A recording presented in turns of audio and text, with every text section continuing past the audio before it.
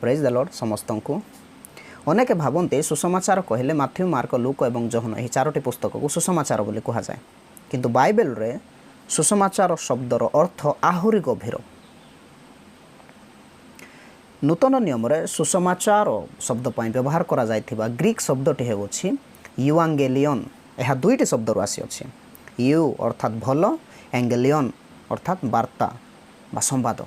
यूआंगेलियन अर्थात भल वार्ता बा भल संवाद, खुशी खबर। प्राचीन रोम साम्राज्य रे जेतेबेले कौनसी राजा युद्ध रे विजय हुअंती तेबे वार्तावाहक माने सही विजयर संवाद को समग्र राज्य रे घोषणा करती।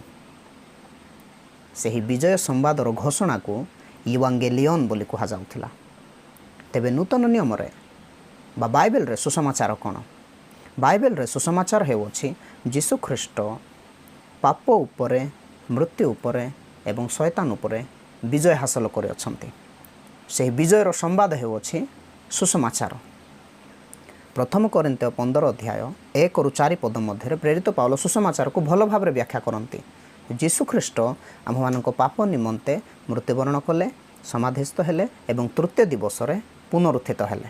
ध्यान दियंतु सुसमाचार कौन? सुसमाचार कहले कौनसी उत्तम कर्मर तालिका नुहे। सुसमाचार कौनसी भल परामर्श नुहे। सुसमाचार कौनसी नूतन धार्मिक व्यवस्था नुहे। सुसमाचार एक व्यक्तिंकर ऐतिहासिक घटना। यीशु ख्रीष्ट से आम मान पाप निमंते मृत्युवरण कले, समाधिस्थ हेले एवं तृतीय दिवस रे पुनरुत्थित हेले। तेबे बाइबल रे सुसमाचार कौन?